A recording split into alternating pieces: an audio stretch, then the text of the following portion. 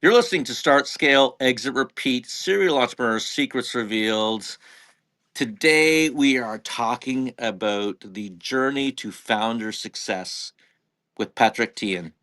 Listen, this is an incredible moment for me because incredible show because I have done about 30 years as a serial entrepreneur, and after about 10 years, 12 years in, things began to fall apart for me. Things began to fall apart for the company.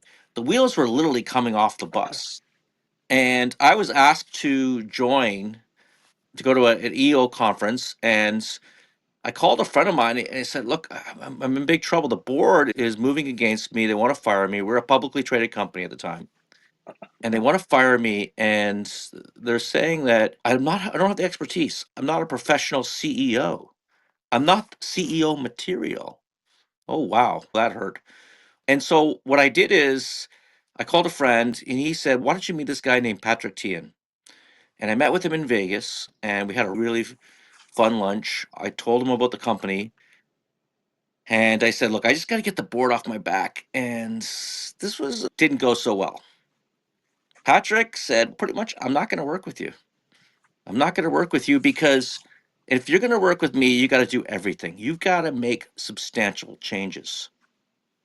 And I dug deep and I said, okay, let's try it out. I don't think my team will go for it, whatever, blah, blah, blah. We did it. We implemented those changes. We did 2 days of strategic planning, 90 days of execution. We did goal setting. We did quarterly goals, annual goals, individual goals, red, yellow, green. We put together corporate values. The company within 90 days, I'm serious, within 90 days, we saw a surge in growth of this company. And this company had flatlined. We were in trouble. It was a publicly traded company. It was flatlined. Fast forward 2 years, 3 years later, after I got my CEO coach in there, we implemented rhythm systems. The company sold for 17 times EBITDA. We sold for 10.55 a share. It was like over the price over. It was trading at $4.55 a share. We sold for 10.55 a share. It was an incredible story. And I remember the CEO of this Fortune 500 company looking at me and saying, guys, and there's 20 people around this board table. Guys, this is what I'm talking about. This is what I'm talking about. This is what we need to bring to our company. This kind of culture, this kind of culture of systems and scalability. And honestly, I didn't know what the heck I was doing before I met Patrick. I'm going ad hoc. It's one thing after another, it's fire after another. And then as an entrepreneur, we instinctually follow our instincts, but we don't know how to scale our businesses. This is why in the book, Start, Scale, Exit, Repeat, you see a dramatic difference between start and scale.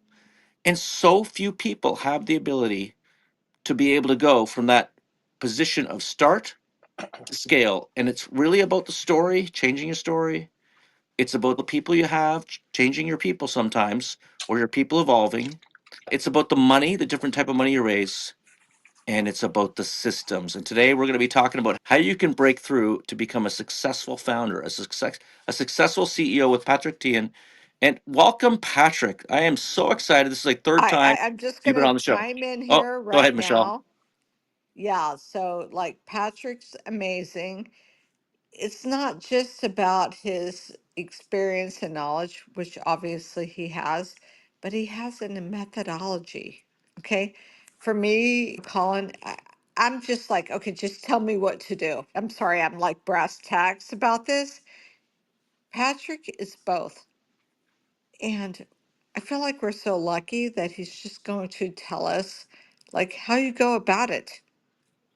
No complications. Let's just learn how to go about it. Patrick, without further ado, you have the stage, my friend. Thank you so much, Colin and Michelle. Thank you for welcoming me onto your show today. It's great to be here. And by the way, your intro scares the hell out of me. I want to run away already because I want to meet the So guy you're talking scary, about, right? You're like, oh my and that God, I guy's have to probably do not me. So everything. so thank you very much for the intro. Yeah, love your show. Love your show. Yeah, But let me begin by saying that Colin, it was when you told that story just now, it just took me down memory lane because that was like a long time ago. We've known each other for the longest time, and you have been able to create success after success. Is just totally awesome. And I'll share with you that when we first met back then at Hostopia, and I remember sharing with you that I don't know if I shared the exact words, but it takes intention, it takes intensity, it takes decisiveness, and it takes coachability. So you proved to me that you were willing and able to receive coaching, and you had the courage, I would say, to make changes. So I would tell you right off the bat that most entrepreneurs have what it takes to succeed. But for those who really want to take the company further, they've got to have the courage to do the things that may not be natural. It may not be natural because they naturally figure out how to get to from stage one to stage two. And at some point, it may not feel natural anymore, but they're going to have the right conviction and the right courage to actually do the things that we did as a team. It was great. Yeah, let's unpack that a little bit. Let's unpack that what you're talking about there, because I think that this concept of a start mentality, like you are an entrepreneur and you're out there and you're starting a business, you're making it successful, you're using your instinct and you're using your personality to succeed. Whatever it is, you've been successful, but then you can't seem to make this transition from start to scale. Your scale mentality, it just a lot of entrepreneurs can't make it. In fact, the statistics are horrible on this, Patrick. It's Yes, 98% of companies never scale beyond a few employees. And the reality is, it's not a complicated thing. What we're talking about here is simply following a system. And what I like about rhythm systems, and Patrick, what you've done is you've pretty much given a playbook for entrepreneurs who were cowboys, we're cowgirls, but we do what we do. We're off the cuff. We do what we use our instinct, but we don't know how to scale a company. We don't. And the first thing you can do, the first thing an entrepreneur can do is recognize who they are as an individual and that they have this challenge in front of them. And when I walked into you in that meeting in Las Vegas, I literally thought I could just say, "Hey, Patrick, just deal with my board. I don't really need to do the hard work." This was almost like me talking to a doctor saying, "Look, I know I need to lose weight, but just give me the pill." right, And I don't. And then the doctor says, "No, you got to actually do the hard work. You got to work out. You got to change your diet. You got to change your. You got to make serious changes here. You got to right. change the way you think mentally about start versus scale. And if you can make that leap, then great things can happen. But if you're stuck on scale start and you never want to choose to take the red pill versus the blue pill, I know I'm going matrix here on you, but if you don't want to take the red pill, Patrick's red pill, then that's it. Then just live and start. That's okay. And by the way, 90 more than 99 95 98% of entrepreneurs live and start. They never get to scale. So what But is that the by the entrepreneur? way, Colin, you Yeah. said something very interesting. You said if you don't want to take the red pill, live and start, that's okay. I want to unpack that a little bit because I really do believe that's okay. In other words, I think choosing to scale needs to be a decision. And it's not wrong if you decide that I want to be a mom and pop, I don't want to grow bigger, it's okay. But what's not okay is if you lie to yourself, then that's not okay, right? So it's okay. It's nothing wrong with having a small shop that satisfies your needs and your family needs. The America, by the way, is built with millions of companies like that, and they're great. Nothing wrong with that. But you really think that you can choose to scale, You Patrick? can choose to scale. You can Yeah. absolutely choose to scale. There's a book about what got you here won't get you there, right? And that book by Marshall Goldsmith really talks about personal habits and leadership habits, 21 habits that got you to your success but couldn't get you to the next place. I would say that for the businesses, it's very similar. There are certain habits that a company has that got them to that level of success. And some of it is the entrepreneur's habits. But then some of those habits don't work anymore and you get stuck. And therefore, like I said earlier, it takes great intention and then it takes decisiveness. It takes energy, intensity, and then it takes courage to make those changes because those changes are going to feel very unnatural. By the way, a long time ago, at my very first startup, my one of my friend's dad said to me, Patrick, most entrepreneurs know how to manage the people that work for them. They learned it pretty quick. But if you really want to succeed, you've got to figure out how to manage the people who work for the people who work for the people who work for you. So managing the people who work for the people who work for the people who work for you It's very different from just managing the people who do the work. So you can't use the same techniques, can't use the same methodologies. And therefore, with rhythm, we put you on a cadence, right? We put you on a cadence and we put you into certain cadences that will allow you to see patterns that you otherwise wouldn't see and allows you to take action. But most of all, I would say the entrepreneur has to be willing to accept that they want a change in process and a change in how they do business. Otherwise, it doesn't work. So let's talk about that. Let's talk about what an entrepreneur needs to do, go from start to scale. I think one of the things I talk about in the book, Start, Scale, Exit, Repeat, is that this concept of in start, you're all in, you delegate tasks. So you got a project, you delegate it, you move on. In scale, it's about delegating responsibilities, not tasks.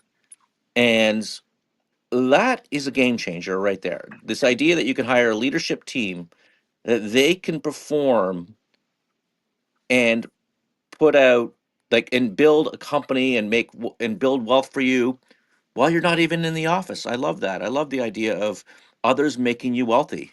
What a concept, right? But it's a hard one to get over because I'm just gonna say though, you're saying make wealth for you, Colin. I'm just saying make wealth for everyone, That's because I right. know Make wealth for you're everyone. very egalitarian. I'm just gonna say that. I'm just but interjecting. you're right. And I may have misspoken a little bit there because I do talk a lot about how we share that with the That's company. why your show is fun. Right, exactly. It's live. We're doing a live show, and you're in the audience right now. You have a question for Patrick, or you've had challenges scaling your company. Raise your hands. Richard sounds like a very valuable framework. We appreciate that, Richard, that comment in the chat. Feel free to jump on stage and ask Patrick a question. So we're not going to focus a lot today on the people, on the story, but what we are, and on the money. We're going to focus today on the systems because this is what Patrick can do. This is the framework that he has. By the way, one of the best in the world. He's created multiple unicorns. This guy, not him, but I'm him gonna and his say teams, not one of the best in him the and the world. people he's coached. I'm gonna Has, say he is the best in the world. all right, I'm gonna say he's that one of the best in the world. He's created he is the um, best. with the teams that he's worked with a number of unicorns, and he's helped me personally over the last 30 years as my CEO coach, and he's been an incredible friend and advisor, and we've done public companies together. And honestly, it really was. I was just this sort of 36-year-old entrepreneur who just didn't know what the heck he was doing until I met Patrick and said, Patrick said, Colin, trust the system. So what is the system, Patrick? So I would say the system contains, so as you really know, Colin, think, plan, do, right? As my daughter said to me once, Dad, it's so easy, even a 10-year-old can get it. So our process boils down to the fact that most people work so hard that they don't have enough time to think and plan before they act.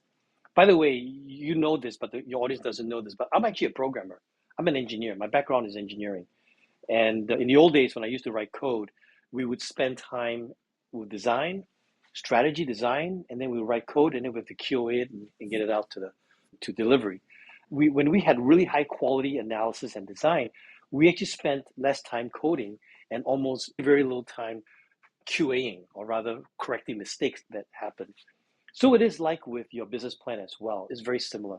If you don't spend enough time thinking, then your decisions about the key moves you make are not going to be, you're not going to have conviction. So then when you begin to prioritize and you say, hey, these are the most important things, something shiny happens. And by the way, entrepreneurs are really, unfortunately, bad at this. When something shiny distracts us, we make that the new priority. So you need enough conviction about the priorities you've chosen to keep them as priorities. Because if you go talk to your people, most folks would say, you know what, my boss is scary, man. He's got me working on something, and then she then sees something else that is fun, and then suddenly I have different priorities again. And so when people flip flop from priorities to priorities, they just can't get things done. And so you have this thrashing problem. So what I found is that in the world of business, it's not that dissimilar from writing programs. It's if you do a good job in design, which in my case is about your strategy and picking your winning moves. If you've done a really good job doing that, then when you do your planning, you don't get distracted when other nice things pop up because you're committed to your winning moves. Can you imagine if something else came up and distracted Steve Jobs from giving us the iPhone? I mean, we'd all still be clicking on Motorola Tic Tac phones. So he was committed to the iPhone, and the iPhone got birthed. And Apple has very few products, guys, very few products, because they're very committed to their strategies. And so the process is, look, you got to think about it. You got to use your think process to get very focused on the few priorities. Then you got to do your plan process to make sure that you are committed and understand how to get things done so that your teams are aligned. Then you got to do the work. The do rhythm is about getting the work done. And then every quarter is a 13-week race, and every race, every week is an opportunity to make yourself one click better. So that is the overall process and mentality. And then every business, every entrepreneur, we double click, triple click into that and create the right customized suit for them. Does that make sense? Okay, so let's break this down again. Okay, because I'm gonna relate it more in my world because you're the one you've coached me for many years for many companies, and we've implemented rhythm systems in many of our companies. And so let's just start with first. One thing that we've done is these 2 day strategic planning session once a year. And in that 2 day strategic planning session, we come up with winning moves, and we come up with these 3 year annual goal, 3 year goal, 1 year goal, quarterly goal, and individual goals. Can you talk about that process of just starting your strategic planning session and what should be included in it? Sure. When you are a startup, so a lot depends on where in the stage you are as a company, right? In your overall strategic plan, you've got your core purpose, your core values, all that kind of stuff. What Jim Collins calls your core foundation. So when we start working with a company, we try and figure out how much of that they have. And I view your strategic plan, by the way, as a jigsaw puzzle. The question I always ask is, what is the right piece to put in place first? Yes, you're right. We want you to make sure that you have winning moves. Winning moves are growth moves that you can be really focused on that will guide you for the next couple of years. That being said, sometimes we walk into a company and the entrepreneur says, "Oh my God, I got like this fire burning in the house." We have a fire burning the house. What we do is we want to put that fire out. It's like, there's no point asking me what's a great strategy when you can't even execute what you've been given. So I think you should first make sure that you get your house in order. So if you have a burning problem, you have a customer issue or products that won't get delivered, then I would say, let's go tackle that thing. Let's make sure that you got the right priorities around that particular problem. Let's go fix that. So it's not that hard to figure out. Like if my house is burning, what do? I put the fire out. That's what you do, right? So it kind of depends, Colin, as to where that entrepreneur is. But in general, yes, you're right. I want you to come up with your winning moves. And then I want you to have a plan for the year. I want you to visualize what a great year will look like. But I don't want you guys to go build a detailed plan for the whole year because the year changes as you go along. And if you spend too much energy building a detailed plan for the whole year, a lot of your energy is going to be wasted. So I like to create what I call a flyover plan, a visualization of your year, but then really dial in on the quarter. The next 13 weeks, it's a race. Let's get real tactical now as to what we're going to achieve in the next 13 weeks. Yeah, okay. So we got this idea of a 13-week plan and winning moves and goal setting as well. Can you talk to us that's a big component of accountability, right? Like why is goal setting such an important concept for Yeah, even startups or anyone just getting out there? because the biggest mistake, the biggest stumbling block people have that I've noticed is that once they figure out what they want to do, they think they're done. They think they're done, but they're not done because they haven't actually visualized success. They haven't actually made that goal smart, right? Specific, measurable, the right time frame, achievable, all that wonderful stuff that makes your goal smart. Haven't done that yet. All they've done is said, "Hey, I want to go to the trade show."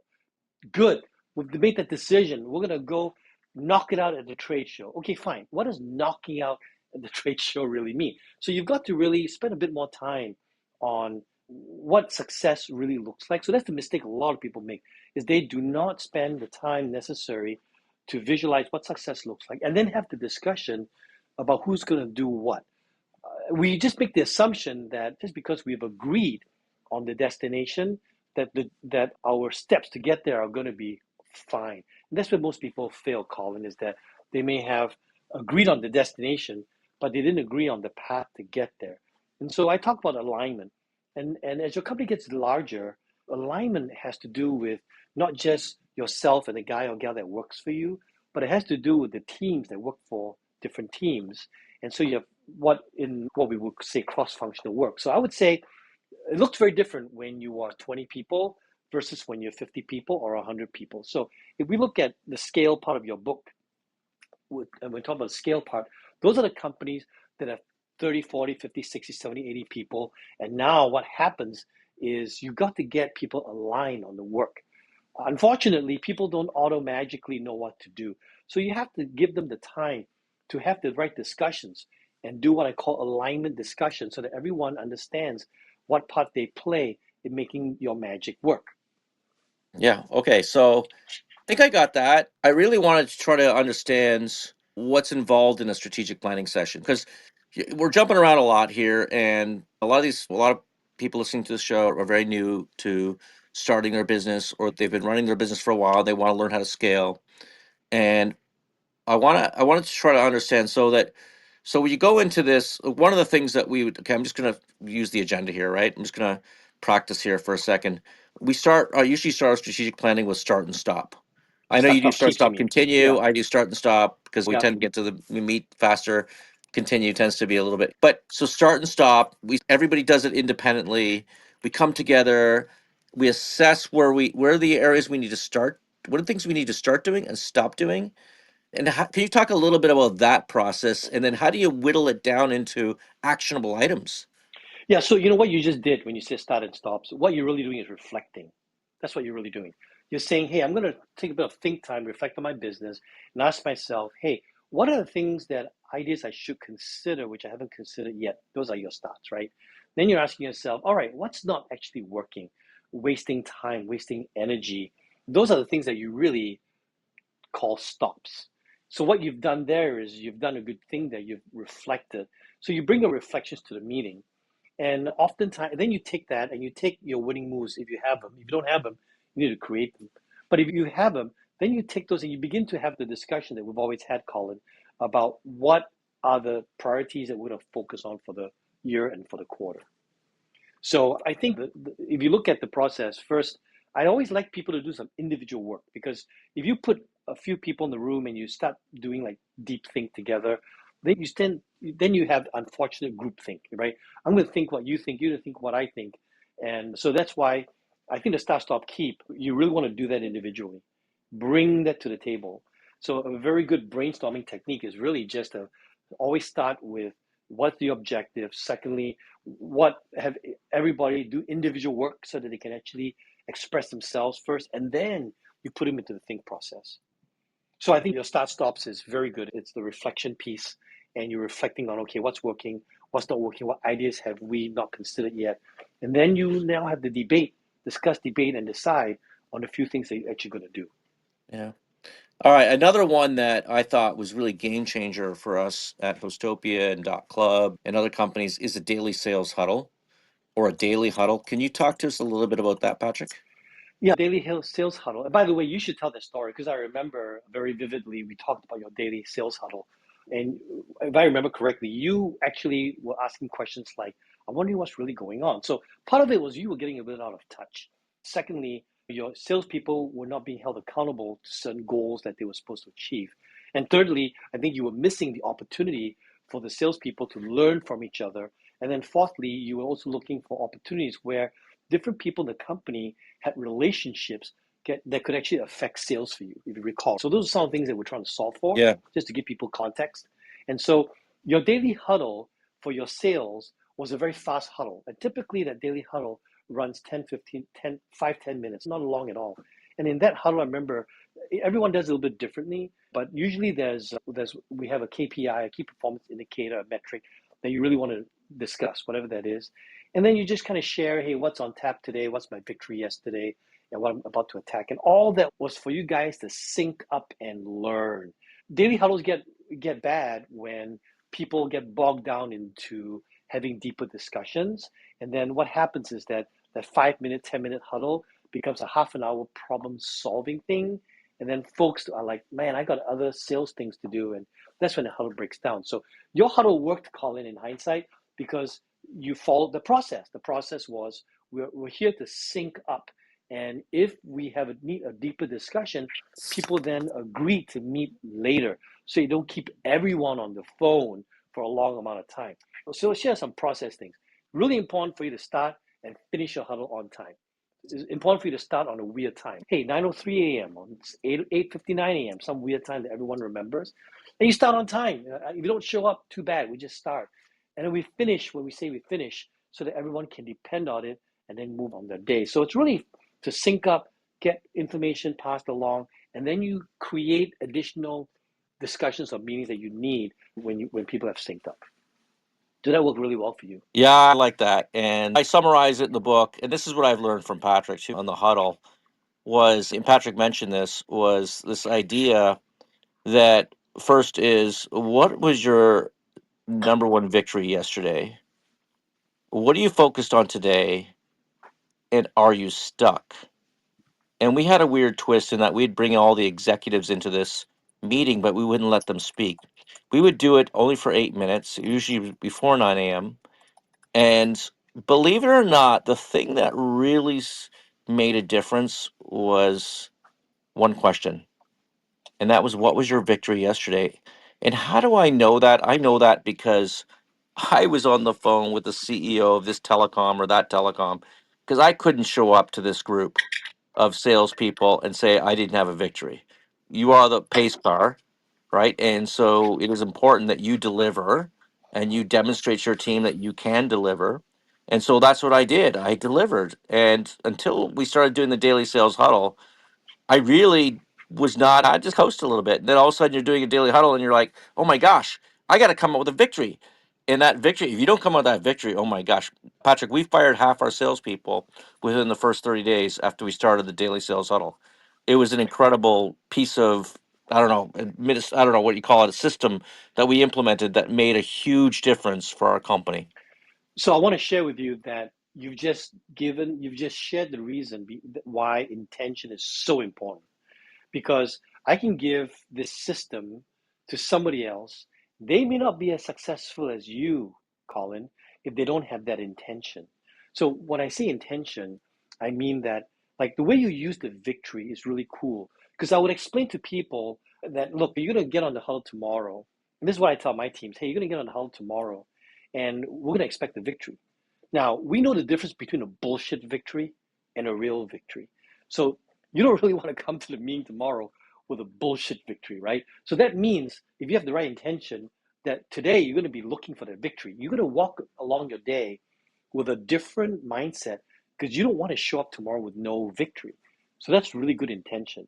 And it's true, we can tell bullshit victories from real victories. And you were able to let some of the bad sales folks go because they weren't able to present you with victories. They're not using the time well.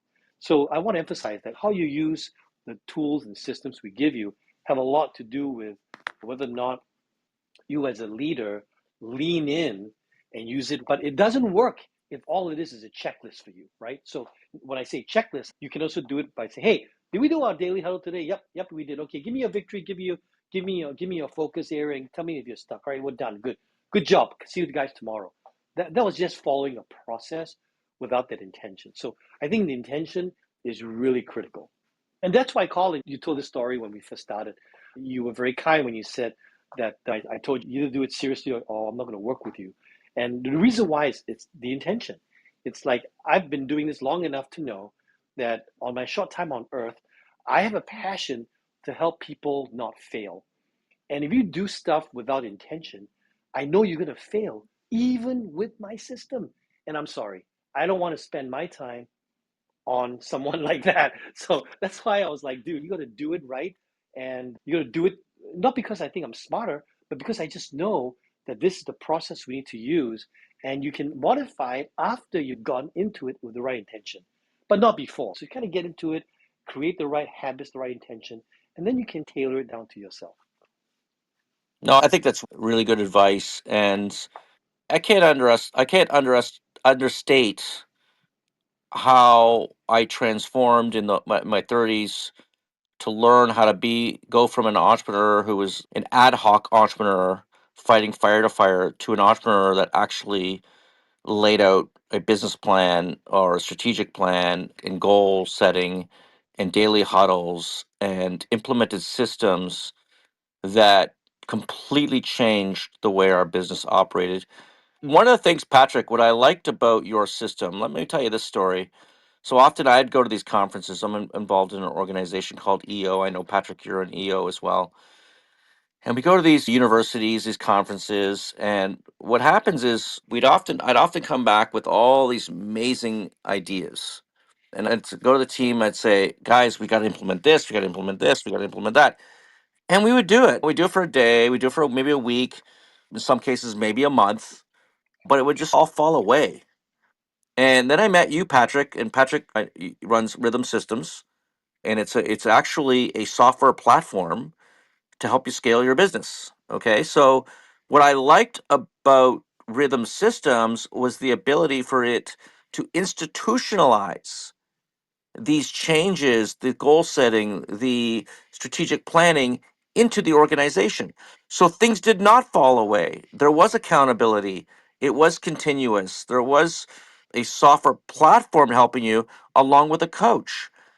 And when we did that, we noticed meaningful change and we stuck with that for years. And I still continue. I think it's been like 12, 13, 14 years now where we've been using rhythm systems at our company to help goal set and plan. So, can you talk a little bit about that? Yeah, I would say the following. I think a lot of people don't realize that what we're really doing here is we're shaping lives, we're changing habits. And you used the analogy of Matrix earlier, red pill, blue pill. Now, unfortunately, there's no easy button. Like you discovered, there's no easy button. We have a process, but what does the process really do? The process gives you a way to intentionally create the right habits for success. That's what it does. And that's why for the longest time I've been a Stephen Covey 7 Habits fan, because it's the right process that we have to give you the right habits. So some people need some coaching to make that work, and some people don't. Now, lots of entrepreneurs that we work with, sometimes they'll say to me, "Hey, I don't think we need the coaching." And I would say to them, "How do you know that?" They may actually be thinking, "I can't afford the coaching," but that doesn't mean you don't need the coaching. So I'll tell you that one of the biggest challenges we have is, and I realized this later on in my life, frankly, that we're actually in the change management business. We're actually in the habit creation business. So yes, we give you a daily huddle, but really what that is, that's the habit of you doing a bit of reflection. That's the habit of you doing a bit of prioritization, right? This is what I'm going to do today. And it's the habit of checking to see if there's an obstacle in your way that you can quickly remove. Now, if you can capture that habit, think of what just happened. You reflected about yesterday, you prioritized your day, and you created the habit of saying, hey, if there's an obstacle that someone else can help me remove, let's remove it faster. So this is one example, Colin. But all our work is really about helping our clients with the right habits. And by the way, you are a very decisive guy. So I think you don't give yourself enough credit for your success, frankly, because I was at a meeting, one of your first meetings, where I didn't really know you that yet. And you asked me this question. You said, Patrick, what advice can you give me to implement your system, your software? And our software wants you to provide a status for your goals every single week. And I said to you, I said, Colin, the best thing you can do is make sure your team provides a status for the goals before the weekly meeting starts so that you guys can review it and don't waste time on status, but spend time on solutions. And you looked around the room and you said, all right, guys, you heard the man. If you don't do a status before my meeting, don't come to my meeting. And then you smiled. Then you looked around and you said, and if you don't come to my meeting, you're fired. Don't bother coming. And I didn't know you that well yet at that time. And I gave a nervous laugh and I said, hey, I'm sure Colin's joking. And I remember Dirk, who at the time was your CTO, Dirk said, no, Patrick, you don't know Colin well enough. He is not joking. And so I share that story because a lot of this is discipline that needs to come from the CEO. If the CEO says, look, we're going to do this seriously, and you guys are going to take this seriously, then you guys are going to be able to implement the system and do what you're supposed to do and succeed. But if you don't do that, I tell you, man, I've struggled with enough customers that implement the system where the CEO or the leaders are not strong enough to say, you got to do that. And people don't do it, and then it doesn't work. So, Well, I also think it's important that when you do implement these systems, that you get buy-in from the team. Would you agree with that? totally. But I would say something a little bit crazy here. I would say buy in is less important than commitment. Because, yes, I think first I would rather get buy in. But if you don't get buy in, you freaking have to provide this status. Otherwise, the rest of your team isn't aligned on what you guys want to do. And so you cannot move forward strongly as a team. So, yes, buy in is very important, but commitment is more important. Awesome. All right, Richard, you've been so patient listening to us, and it's been fun. Patrick and I, we've been together now, I don't know, 15 years or so, and really, if it wasn't for Patrick, the book Start, Scale, Exit, Repeat never would have been written. He's the gentleman who inspired me to move forward on that, and I'm very grateful for that. Richard, do you have a question for Patrick, or are you stuck in scaling and you might be able to share that with us? Thank you, Colin. Patrick, Michelle, and Colin speak very highly of you for many times in the podcast. So it's a pleasure to talk to you here. I have a question. I advise business owners, a lot of medium-sized businesses, and what question would I ask them to see if they're committed to scaling, or how would I know that? Because a lot of people say they are, but is they don't take the action steps, or what are something objective I could measure that with? What would be your insight from your experience? I appreciate that.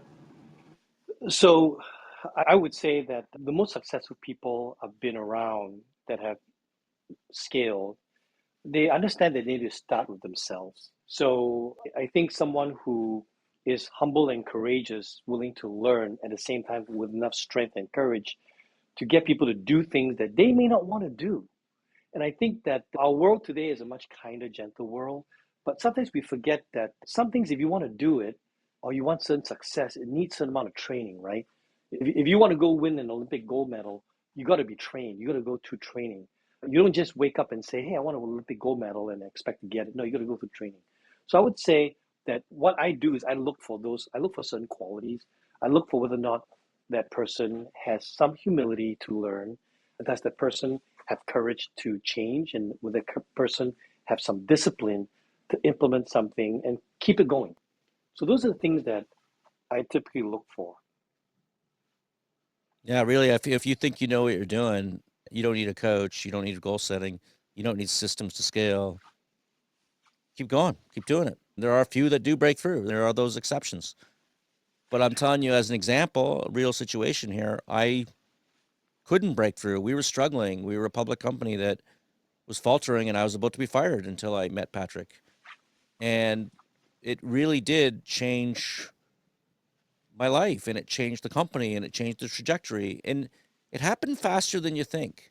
It didn't take years to make a difference. We started seeing results within months of implementing it.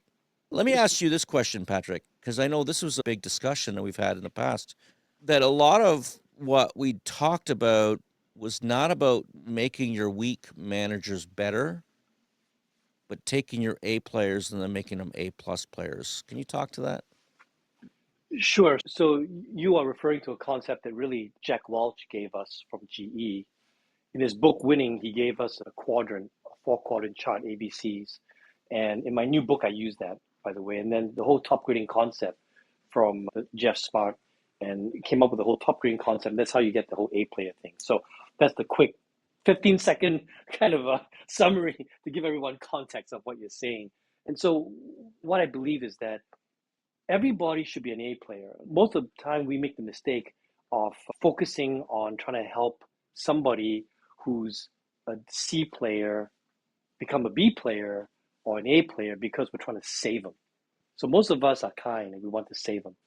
I would say that that would be something like you having the mistake of buying a bad stock on the stock market and continuing to try and nurse that bad stock into a better stock. I think you would have been better off selling that stock, buying Apple, or today buying Nvidia, and seeing that stock go from A to A plus. So in general, that's the concept. I'm not asking you to dump people. I'm just suggesting that everyone can be an A player. And if the person is not an A player on your team, that person deserves to be an A player somewhere else. And then I try and have people think of the reverse meaning. Like I said, most people are going to spend a lot of time working on people who are challenges and problems. And I would rather they take a ton of that time and apply it to the skills that are actually stronger. So that's not that different from your child coming home from school and saying, Daddy, I got an A in math, a B in biology, and a C in Chinese. And most of us parents would say, oh, my child, you need to work harder at Chinese and bring it from a C to a B to an A, right? That's one way to go about it. The other way to go about it is say, my child, awesome, you got an A in whatever that was, mathematics, and let's go spend time on that. Let's make you a math genius. So that conceptually, philosophically, that's really what I'm talking about, Colin. No, I got that. I got that, and I'm with you on that. I think we have to spend too much time on our weak players, and we really do need to focus on how do we make our strong players stronger, because that's where you see it in every organization. You got one salesperson who does like 80% of the sales, or two, and it's like, why don't we just improve their performance and cut the rest? And I think that actually works. We have, I'm sorry about the pronunciation here, Mini Mine Takada on stage. Do you have a question for Patrick? And I also got a question in the audience from Richard again there. Go ahead, Richard. If you want to just verbalize that, it'd be easier for the podcast. Sure, absolutely. Patrick, I see you have 3, maybe 4 books for sale on Yeah. Amazon. Which one would be a good one to start with? So the book that has changed Colin's life is Rhythm. Rhythm is the USA Today best-selling book, Wall Street Journal best-selling book. So that's my best book. Okay. That being said, my newest book, which is an Amazon #1 bestseller, is what this show is titled over, which is The Journey to CEO Success: 7 Practices for High Growth Leadership. And I would say that both those 2 books are the ones to go with. The Rhythm gives you all the processes and all the stuff that we've been talking about, the methodology. It's a methodology book. The Journey to CEO Success contains a lot of case studies of CEOs who have actually walked a successful journey with me over the last 24 years. And I would share with you that there are 7 key practices in there that are really the philosophy behind Rhythm. And one of my friends read this book and said, Patrick, you wrote the prequel to Rhythm. And I didn't do that intentionally, to be That's what I honest with thought. you. But I didn't do that intentionally. But it is actually what it is. Because it's really the methodology or the philosophy of how I have helped CEOs like Colin be successful. And so there's 7 practices that we have discovered. And my co-author is Michael Prager, who was my very first customer 24 years ago. I'm still his coach today. And he's gone from zero to unicorn to a public company. Today they're on the NASDAQ Stock Exchange. And there are very few companies, by the way, where the founder has taken it all the way to public and still very successful after 24 years. So I think the journey to CEO success will give you good leadership and ideas and principles, and the Rhythm book will give you process for the company. So if you are a CEO and you're thinking, how can I be a better CEO? Buy my new book. Yeah, If you're in the middle of scaling and you're thinking, hey, how do I get the right systems to scale? Buy my Rhythm book. yeah. I think the first one is Journey to CEO Success, because like when I read it, to me it was more of the stories and the why you want to do this.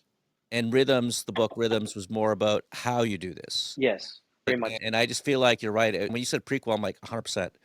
He's totally right. Like that, it is really all about, let's understand first these case studies about how systems can make a difference. And then once you understand that, then how do we actually implement them? So I feel like if you jump right away to Rhythms, it's like you're going too far in without having to understand the basis of why you're doing it. And So that's why I think Journey to CEO Success was so important as part of your books that you've offered. let me just share for a minute about this, the journey to CEO success. There's 7 practices there. And the first 2 is really to work on yourself. My principles are that if you're not willing to work on yourself, you really have no right to work on other people. So I do think that as a CEO entrepreneur, you really want to create the right habits to work on yourself. And that's about being curious and leveling up yourself. If you don't have You don't do that for yourself. You have no right to do that for others. Then the next two practices are about being faithful with what you've been given. So they're really about execution. You want to have an early warning system and you want to make sure that your teams are fully aligned. So those are two more practices to make sure that you do really well with the opportunities that you already have at hand. And then after that, you want to provide the right environment for your team members to succeed. So you have your culture and the people ecosystem. The question that Colin asked me about A players and all that's covered in the people ecosystem chapter and practice. And then the last one is about serving the right type of customer. I call that focusing on your core customer.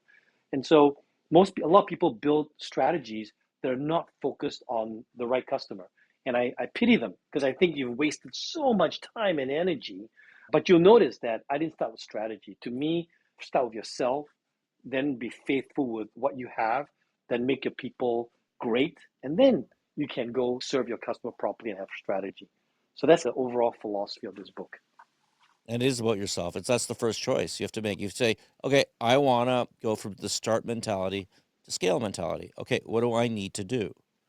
Michelle, I know we've been like going back and forth here, Patrick and I, but I know you've worked with Patrick. You've used a lot of the red, yellow, green, the rhythm systems. Could you want to share with us your thoughts on this topic? I think we lost. Oh, there she is. Yeah, I'm here. Absolutely. So for me, just crystallizing, right? You think about, like Patrick would say this, he's told us this, what you measure your focus on, Patrick. And Yes. also, prioritizing is very hard. Like we're entrepreneurs, we have lots of ideas, and we love brainstorming, Yeah. which is awesome. There's always a place for that, but we have to focus. And what I notice in my career, and I think I'm older than both of you guys, but yeah, I'm not going to say that I'm smarter, I'm wiser. Yeah, but I'm older. But we have to super hyper focus and measure.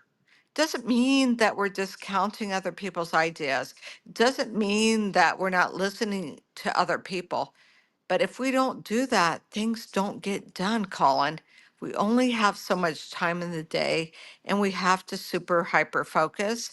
And for me personally, I find if I don't do that, things don't work. Patrick. Yeah, I think so.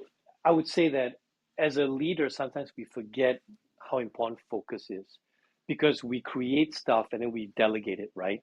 But for the people that work for you, my goodness, if you're not focused, I'm sorry, they're not focused. 1 degree change by you is felt down the line 10 degrees, 15 degrees, 30 degrees, totally. And I think that, and I've seen one of the challenges that most hyper growth companies have and I'd say hyper growth, but yes, even regular growth companies have this challenge. But hyper growth companies for sure have this challenge where there are new priorities popping up every day. Unfortunately, people, you got to give people the opportunity to finish their priorities. Otherwise, it is just demotivating. It's also a waste of resources when you do switching from one, what we call task switching and task saturation. Now we get into the science of actually how work gets done. But if you do too much task switching, you really waste a lot of time and energy. So totally. And I do believe that's why we come back to this process of having clear winning moves. I always jokingly say people die because they overeat from the buffet of opportunity. And think about it this way. If I walk up to a wonderful buffet and there's 100 pieces of great food on there, I'm probably going to overeat. However, if I saw my favorite dish on there, I have already automatically prioritized, right? I've automatically already gone, oh, wait, that beef tenderloin's on there. That's my favorite dish. I'm going to go eat that first.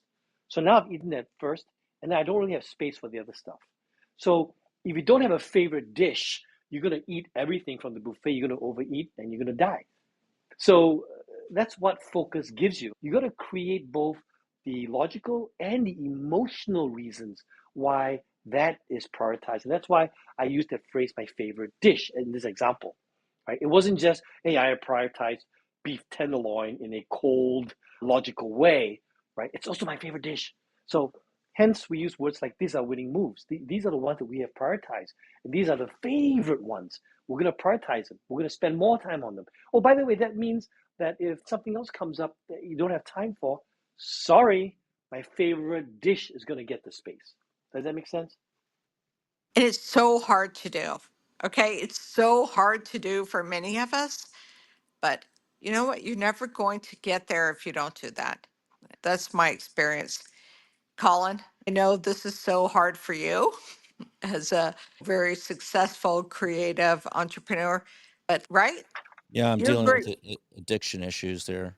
Yeah, the When it hyper comes to starting focus. businesses, registering Yeah. domain names, I cannot say no. It's Like, what got, are the levers? Whatever yeah. fancy MBA language, we all have MBAs Yeah. and we're all smart people. What are the levers? This is why Colin is very successful because he understands that and he has a partner like you, Michelle, because you are able to do what he's not able to do. And he knows that. He knows that. And he's not afraid of that, right? He's able to say, great, Michelle, please go ahead and get these things done. And you are awesome when it comes to like systematic execution. So I want to So, hear, like, guys, you don't have to do everything. You got to have the yeah, right people exactly. around you to make these things work. So we are about 5 minutes away from our end time. And Patrick, I know there's a lot of exciting changes and evolutions that's going on in your business. Like, how do we get in touch with you? How do we like continue this conversation with you and your team? I know you have an amazing team and you're evolving that as well. Thank you. Well, if you come to patrickthean.com, that's the easiest way to get to me in my first name, last name.com, and it'll bring you to a tab on my company's website where it gives you information about us. And over time, there'll be more tools there for you. Like I'm in the middle of finishing up an assessment that will help you for free.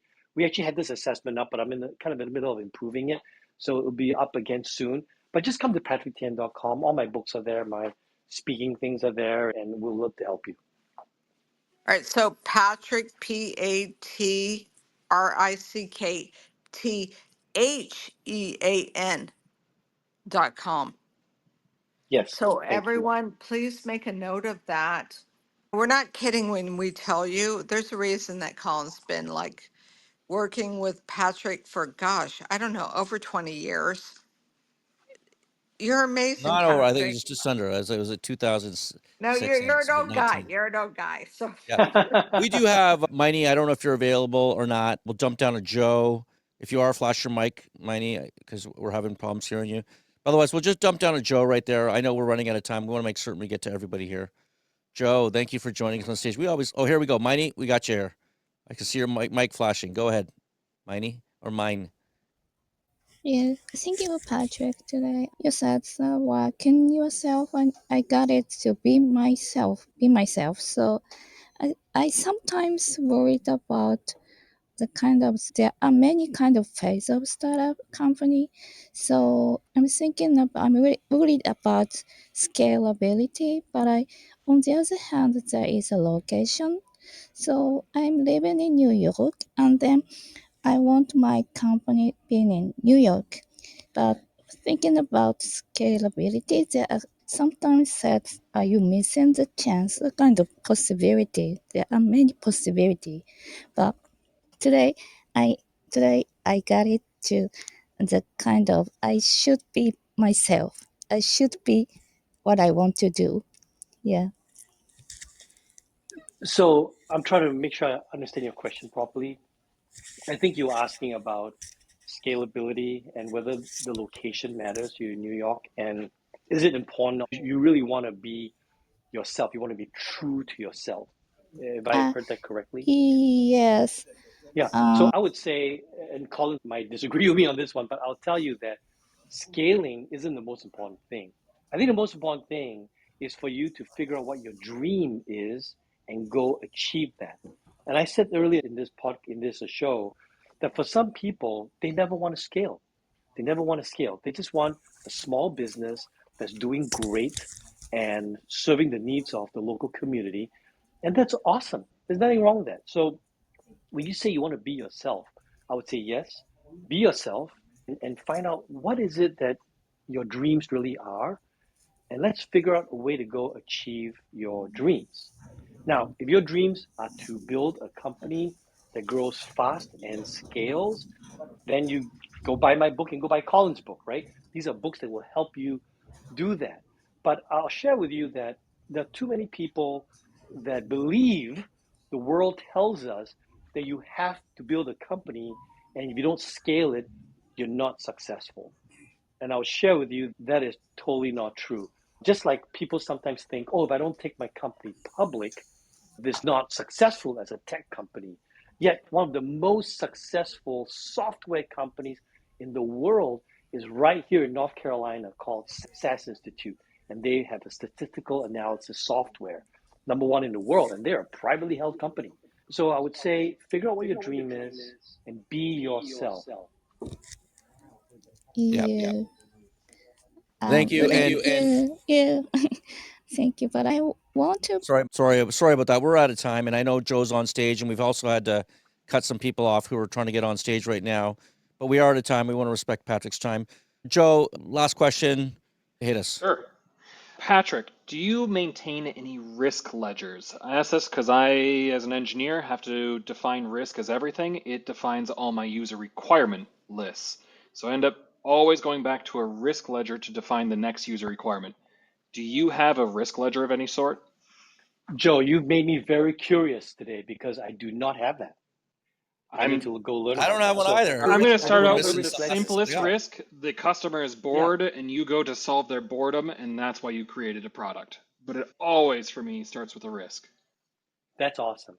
So what you've done is you've taken a risk and you've turned it into or rather you reinterpreted a risk as an opportunity and a customer need. Yes, and I would say I classify it as a pair. People, environment, asset, or reputation are at risk. It happens with a not only severity, but it happens Yeah, with a frequency, and you have a detectability of it. And if you have no detectability metrics, you inherently have massive risk in undetectable. So you must create a ClickFunnels and then add metrics to it, or you're not detecting anything, kind of thing. So it helps define what the next user yeah. requirement is.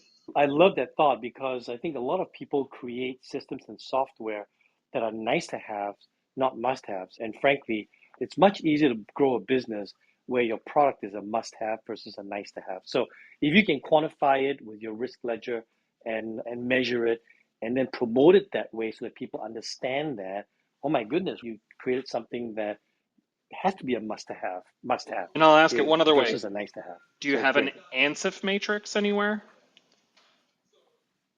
No, we don't have that in the system. Okay, that same thing Yeah, almost. All right, thank you. yeah. You're welcome. And thank you. Thank you for teaching me something today. Yeah, I'd like to hear almost more about this, Joe. I feel like you got to come on the next show I'll drop the and tell link us in about Totally. chat this. for what I'm doing. I'm building it under definethebox.com because I got told too many times I was thinking outside of the box while defining it. So let's define it. I like it. I like it. I think I like where you're going with this because, every business is about scale, but scale can fall apart real fast if you don't manage the risks very closely. And it sounds like you have a methodology that could really help startups. Maybe part of that secret formula that we're trying to crack here on Start, Scale, Exit, Repeat. You've been listening to a live show on Clubhouse. We do it every Friday, 2 o'clock Eastern. We also record this. We put it out on YouTube and on your favorite podcast channel. If you've enjoyed this, we'd love to get a review from you. Patrick, you've been amazing. Any final thoughts before we close it out here? No, I just wish everybody the best and be careful. All this wonderful knowledge coming your way, right? Figure out what works for you because you are unique. You are unique. So figure out what works for you and tailor it to yourself. Yeah, and just make that one small step. And I think that first one really scale would be The Journey to CEO Success, written by Patrick Thean. I really think that's the first book you should take on. Maybe second is Start, Scale, Exit, Repeat, and then third is Rhythm Systems or the Rhythm book by Patrick. But in any case, thank you for listening to us. If you haven't already done so, go to startup.club. Mimi here's on stage. She's a chief editor, and we have put together unbelievable articles, very helpful tips, tricks, growth hacks. We do a monthly newsletter. If you haven't already done so, sign up to the newsletter at startup.club. It's free, very free. It's free, and we do a once a month. We come out with the Startup Club Edge, and it really is cool. It breaks down some very interesting things from AI tips and it's intensive. It's not just your average newsletter. It only comes out one day a month. Okay. It is intense. And by the way, Patrick, I'm thinking next month we want to do it around goal setting and rhythm systems and the whole the reason why you want to implement systems to scale. And this is prelude into the scale workbooks. You may know us at Startup Club. We've got the book Start, Scale, Exit, Repeat. We've also come out with a Start guidebook. We're launching a scale guidebook, and Patrick's team has worked with us to help us put this book together. Dan Larson and Jack Daly also worked with us on the sales playbook. And I think this will be the most comprehensive scale workbook you'll ever see in your life. And of course, we're adding AI into it, and we're adding deep dives into it so that you can read a chapter, listen to a deep dive, you can scan the QR code, go to custom GPTs, and it can help you create a playbook, a sales playbook. It can help you set your agenda, your goal setting. We've even laid out, and this is all, there's no charge to this. This is all in the book. It's all in the book. It's a sales, it's a scale, really a scale playbook, and that's going to be coming out in March. But in any case, thank you for listening to us, and we'll see you all next Friday, 2 o'clock Eastern. Go to startup.club and sign up to that email list. Thank you, Patrick, Shadows, Kyle, and Michael there as well. And Don, I saw you there as well. Thank you. Thank you.